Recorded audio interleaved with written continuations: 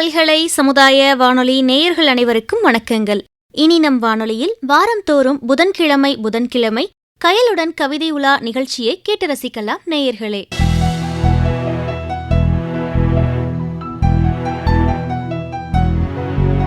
கவிஞர் கயல் கல்லோஞ்சல், மழைக்குருவி, ஆரண்யம், ஆதிவாசிகள் நிலத்தில் போன்சாய், உயிரிழப்பெடை ஆகிய கவிதை நூல்களையும், கனவு இல்லம் எனும் தலைப்பில் அமெரிக்க சிறுகதைகள், பழைய துர்தேவதைகளும் புதிய கடவுளரும் எனும் தலைப்பில் சமகால தீபத்திய சிறுகதைகள் ஆகியவற்றை ஆங்கிலத்தில் இருந்து தமிழில் மொழியாக்கம் செய்துள்ளார்.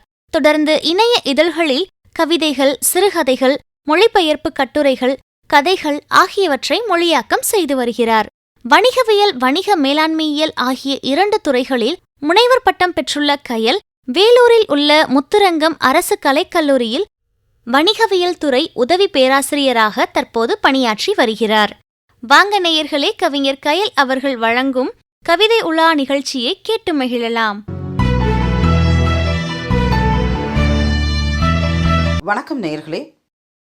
இன்று நாம் காண இருப்பது கவிஞர் ராம் வசந்த் அவர்களுடைய கவிதையை.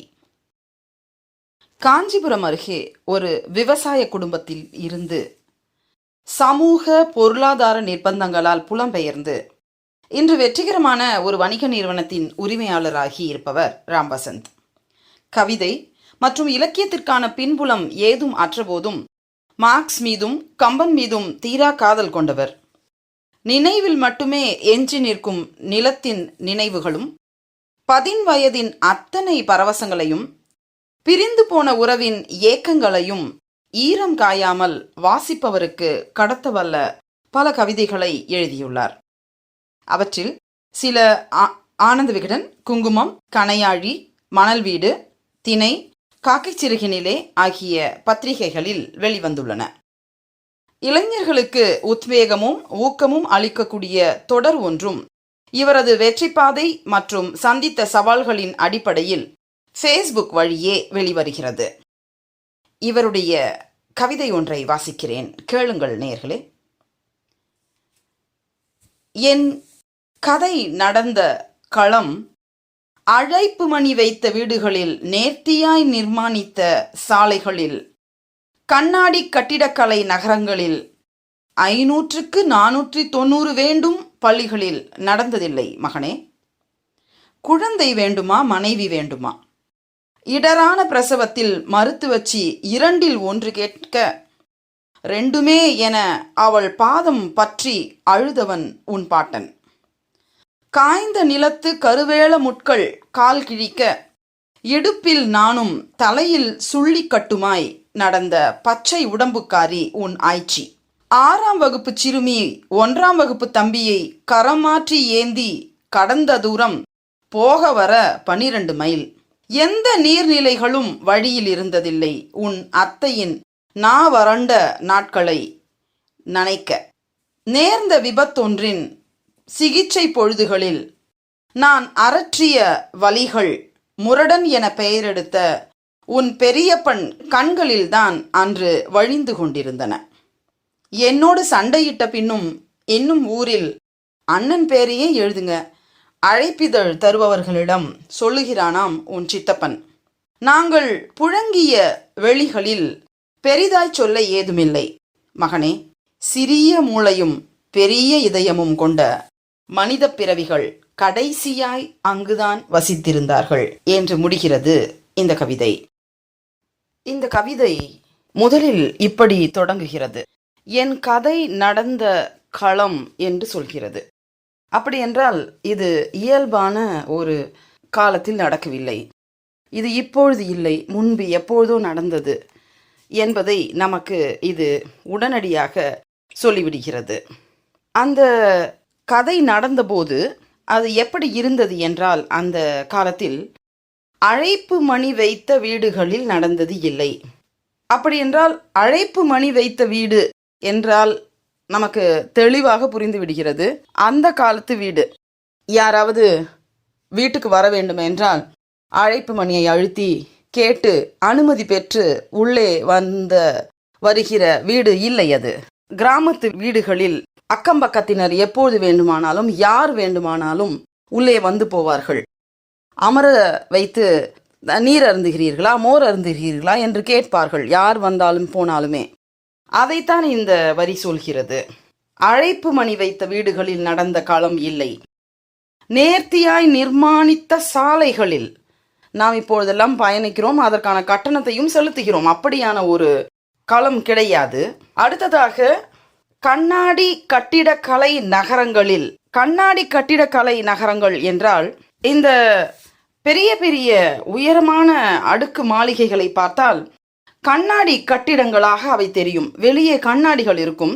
அந்த கண்ணாடிகள் வழியாக நாம் ஒரு புதிய உலகத்தை பார்க்கலாம் என்பது போல உயரமான கட்டிடங்கள் இருக்கின்றனவே, அந்த கட்டிடங்கள் இருந்த காலம் கிடையாது. அடுத்ததாக என்ன சொல்கிறார்? 500க்கு 490 வேண்டும் பள்ளிகளில் நடந்தது இல்லை மகனே. இப்பொழுதெல்லாம் மாணவர்களை ஒரு குதிரை ரேஸில் ஓடும் குதிரைகள் போல யார் முன்னே, எந்த குதிரை முன்னே ஓடுகிறது என்று நினைக்கக்கூடிய காலத்தில் இல்லை மகனே. இதை சொல்லுகிற பொழுது தன் மகனை விட அதிகமாக படிக்கிறான், நன்றாக படிக்கிறான் என்பதற்காக ஒரு குழந்தையை கொல்ல நினைத்த, கொன்றே விட்ட ஒரு தாயின் எண்ணம், அவரை பற்றிய சிந்தனை வருவதை தவிர்க்கவே முடியவில்லை. கவிஞர் ராம் வசந்த் என்ன சொல்கிறார்? அப்படியான காலத்தில் நடந்த கதை இல்லை மகளே. குழந்தை வேண்டுமா, மனைவி வேண்டுமா? இடரான பிரசவத்தில் மருத்துவச்சி, 2ல் 1 கேட்க. இதுவரை ரொம்ப சாதாரணமாக இருக்கிற இந்த கவிதை பத்தி, அவள் பாதம் பற்றி அழுதவன் உன் பாட்டன். பாட்டன் என்ன சொல்கிறார்? 2மே என்று சொல்லி மருத்துவச்சியின் கால்களில் விழுந்து அழுகிறார். அப்படியான காலத்தில் நடந்தது இது.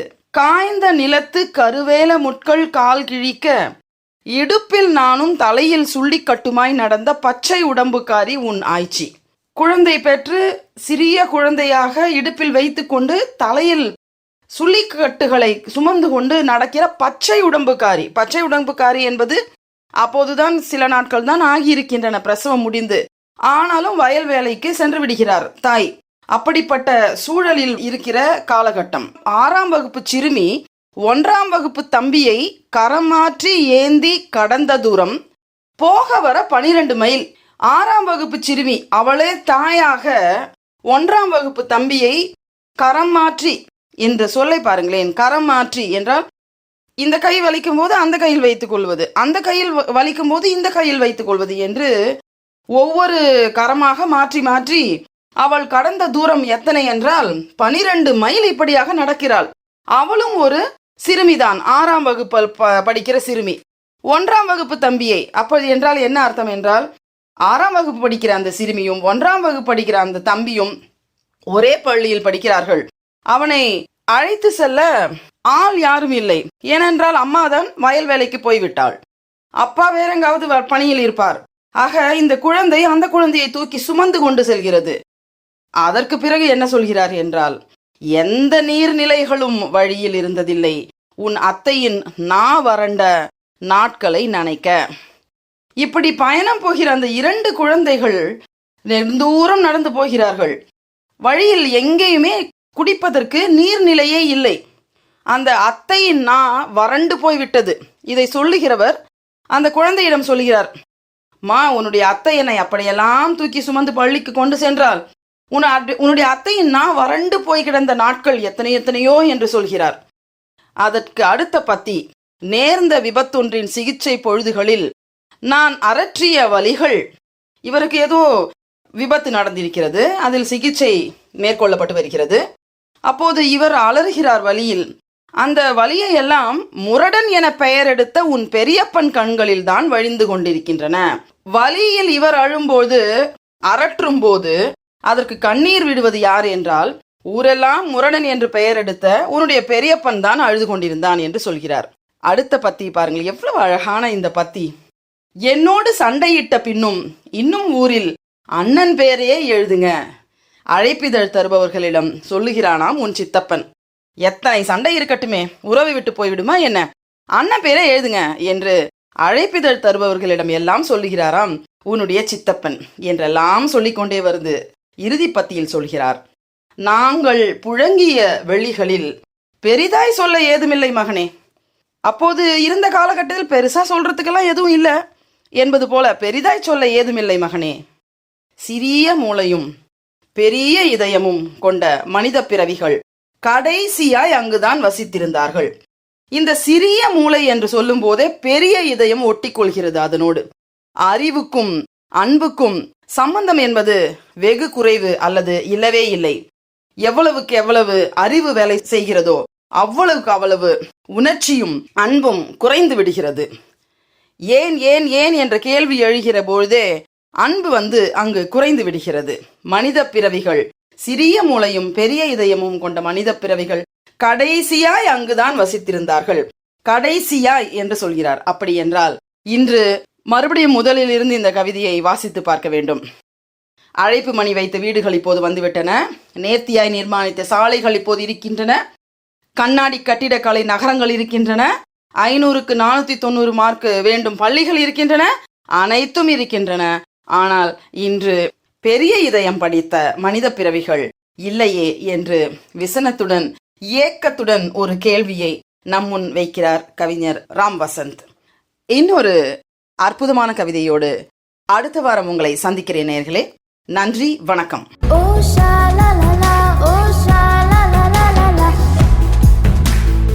நம்ம எல்லாரும் தொடர்ந்து இணைந்திருப்பது அழகப்பா பல்கலை சமுதாய வானொலி. இது கயலுடன் கவிதை உலா நிகழ்ச்சி. வாரந்தோறுமே புதன்கிழமை இனி நம்ம சுவையான கவிதைகளை கவிஞர் கயல் அவர்களின் குரல்ல கேட்டு ரசிக்க போறோம். இன்னைக்கு கவிஞர் கயல் அவர்கள் வழங்கிய கவிதையை நம்ம எல்லாரும் கேட்டு ரசிச்சாச்சு. இந்த நிகழ்ச்சி நேயர்களாகிய அனைவருக்குமே ரொம்ப பிடிச்சிருக்குன்னு நாங்க நம்புறோம். இந்த நிகழ்ச்சி பற்றிய கருத்துக்கள், பின்னூட்டங்கள் வரவேற்கப்படுகின்றன. மறக்காம உங்களுடைய கருத்துக்களை நீங்க com.radio@alagappa.university.ac.in அப்படிங்கிற மின்னஞ்சல் முகவரிக்கு அனுப்புங்க. இந்த நிகழ்ச்சியை நீங்க அழகப்பா பல்கலை சமுதாய வானொலி மற்றும் அழகப்பா பல்கலைக்கழகத்தின் இன்டர்நெட் ரேடியோ, ஸ்பாட்டிஃபை, கூகுள் பாட்காஸ்ட்லையும் கேட்டு ரசிக்கலாம். நன்றி நேயர்களே.